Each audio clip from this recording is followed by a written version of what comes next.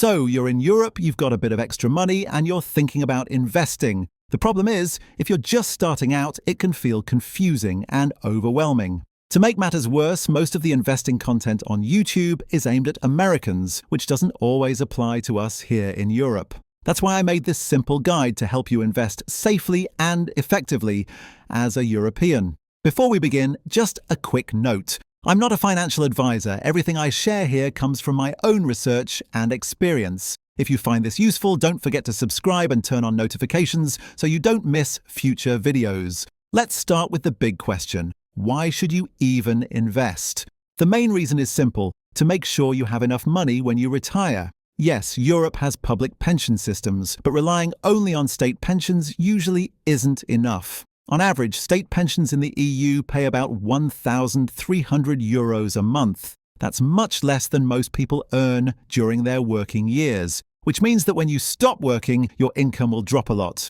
If you want to keep your lifestyle, you'll need another source of income, and that won't just appear on its own. You have to build it. That's why it's so important to start setting money aside today so you can live comfortably later. But saving isn't enough. If you just leave your money in a bank account, inflation will eat away at its value year after year. The only way to grow your wealth in the long run is to invest it. Let's run through a quick example. Say you save €100 every month. After 10 years, you've put aside €12,000. But if you invested that same money with an average annual return of 7%, you'd have around €17,300. Now stretch that to 30 years. Without investing, you'd have €36,000. But with the same 7% return, you'd end up with about €122,000. That's the power of compound interest, and the longer you invest, the stronger it gets. And of course, if you increase your monthly savings to €200, €300, or even €500, the final amount grows even faster. So the real question is, where should you invest to actually make your money work for you? When people in Europe think about investing, many picture a government-backed or bank savings account. These accounts feel safe, your money is guaranteed, you don't risk losing your capital, and you earn a bit of interest. But here's the problem. In the Eurozone, inflation's been above 2% most of the past 5 years, while savings accounts only paid 1 or 2%. That means that even if your balance goes up, your purchasing power goes down. In short, savings accounts won't make you wealthy. Still, they have their place. They work well for an emergency fund or for money you expect to use soon. It's wise to keep 3 to 6 months of living expenses in a savings account. That way, if something unexpected happens, like losing your job, you won't have to sell your investments. So savings accounts serve a purpose. But if your goal is to grow your wealth over time, you'll need higher returns. And that usually means investing in stocks. A stock is simply a share of a company. If you buy a share of Apple, for example, you become a small owner of that company, along with thousands of other shareholders. By buying stocks, you're investing in real businesses, companies that build products, innovate, hire people, earn profits, and if things go well, grow in value. You can make money from stocks in 2 ways. First, through capital gains. If the company grows and its stock price rises, you can sell your shares for more than you paid. Second, through dividends. Some companies share part of their profits with shareholders, often in quarterly payments. However, not all companies pay dividends. Many fast-growing firms reinvest their profits to expand instead. Even so, they can deliver strong returns if their stock price increases. This is why, over the long term, stocks tend to earn far more than savings accounts. Since 1970, the global stock market, measured by the MSCI World Index, has returned about 8 to 10% a year. After inflation, that works out to about 5 to 7%. In comparison, European savings accounts average around 1 to 2% per year, which often works out to zero or even negative returns once you factor in inflation. But remember, these stock returns are only averages across thousands of companies worldwide. Some perform much better, while others perform much worse. If you put all your money into a single company, you take on serious risk. Stock prices can move up and down quickly, and if the company fails, you could lose everything. In other words, single stocks are a high-risk, high-reward investment. The good news is there's a simple way to dramatically reduce this risk: diversification. Instead of putting all your money into one company, you spread it across hundreds of businesses of different countries, market capitalizations, and industries. That way, if one company or sector struggles, it has only a small effect on your overall portfolio. And you don't need to manage this on your own. There's a simple product that does it for you: an ETF, or exchange-traded fund. An ETF trades on the stock exchange just like a regular stock, but instead of representing a single company, it holds a whole basket of them. This gives you much more stability than buying individual shares. There are thousands of ETFs out there. Here are a few examples. An S&P 500 ETF gives you exposure to the 500 largest US companies, a Euro Stoxx 50 ETF covers Europe's biggest firms, and an MSCI World ETF includes about 1,500 companies across 23 developed countries. An ETF can even focus on a specific sector like defense, AI, or renewable energy. In other words, with a single purchase, you can invest in the US, Europe, the global market, or even an entire industry. In fact, there are over 14,000 ETFs worldwide, covering almost anything you can imagine, from space exploration to video games, and even cannabis companies. But keep in mind, if you go too narrow, you lose the main point of ETFs, which, as we saw earlier, is diversification. The philosophy behind ETFs is straightforward. Instead of trying to guess which company will win, you buy them all at once, winners and losers alike. If you want the simplest way to follow this idea, an ETF tracking the MSCI World is a solid choice. It spreads your investment across the developed world, including the US, Europe, Japan, Canada, and Australia. Investing in the stock market this way is like owning a slice of the global economy. And unlike a single company, the global economy itself can't go bankrupt. That doesn't mean there won't be downturns. Markets are volatile. One year your portfolio might fall 10% and the next it could rise 20%. Take the MSCI World Index as an example. In 1999, during the tech boom, it gained 46%. Less than a decade later, in the subprime crisis, it fell by 37%. Swings like this show how unpredictable the market can be in the short term. But let's look at the longer picture. Even after major crises like the dot-com bubble, the subprime mortgage crisis, or COVID-19, the market always recovered and went on to set new highs. What matters most is the long-term trend. Since 1978, the global stock market has returned about 8.4% per year on average. The message is clear: the longer you stay invested, the lower your risk.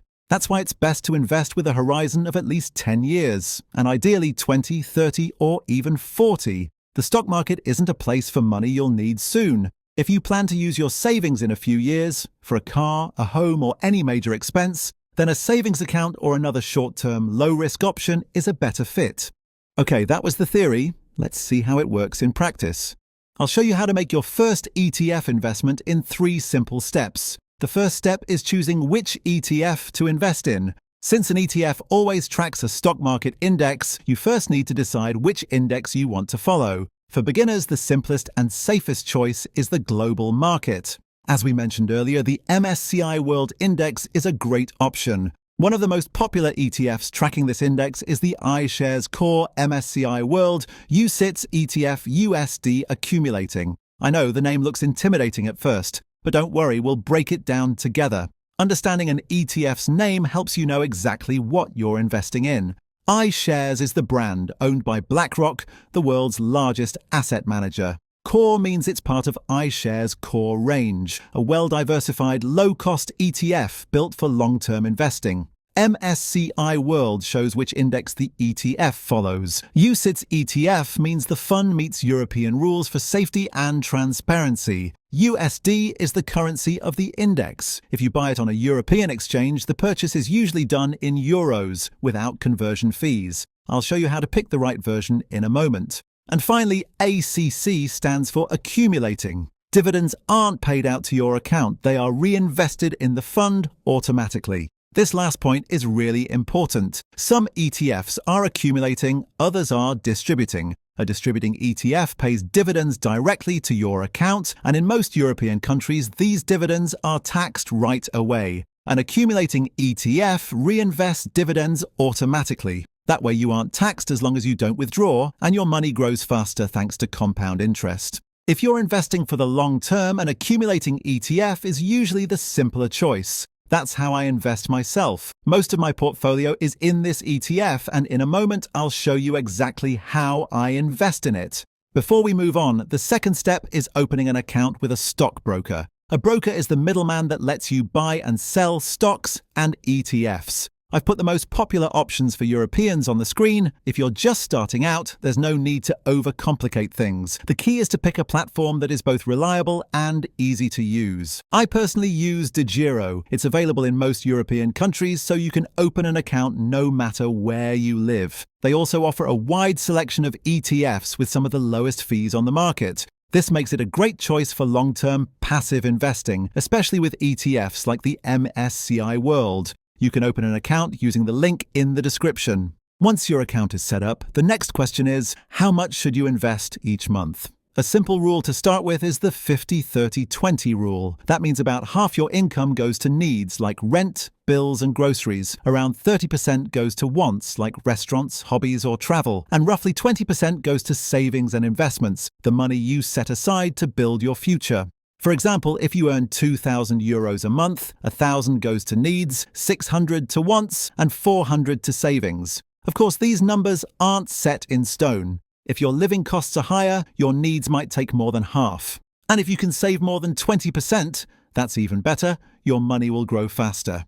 I also recommend picking a fixed date each month, ideally right after payday. That way, you pay yourself first. Your investment happens automatically and you can spend the rest without worry. This method, called dollar cost averaging, means you invest the same amount every month. It keeps things simple and removes the stress of trying to time the market. Sometimes you'll buy when prices are high, sometimes when they're low, but over time, it averages out. Finally, it's time to start investing. By now, your account is open and you're ready to buy your first ETF. In this example, we'll go through buying an MSCI World ETF on DEGIRO. Of course, you can choose a different ETF or use another broker. The process will look almost identical. Once you're logged in, type the ticker IWDA in the search bar. This code corresponds to the MSCI World ETF we discussed earlier. This is what I invest in, but feel free to make your own decisions. If you want to see the exact information on this ETF, you can pause the video. Once you're on the ETF page, click Buy and fill out the order as follows.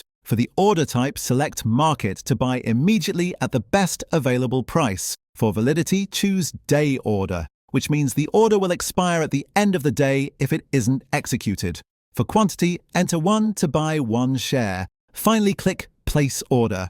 Congratulations! You've just bought your first ETF. You now own a small piece of hundreds of companies around the world. From here on, the most important thing is consistency. Invest the same amount every month and stick to your strategy, no matter what the markets do. The market will go up and down. That's completely normal. The worst mistake you can make is to panic and sell. Staying invested long-term is how you build wealth and grow a portfolio that could eventually reach 6 or 7 figures. To wrap things up, here's a quick beginner checklist you can follow. First, make sure you have your emergency fund. Then open a broker account and pick one broad UCITS ETF, like the MSCI World. Decide how much you'll invest each month, stick to it, and let time do the rest.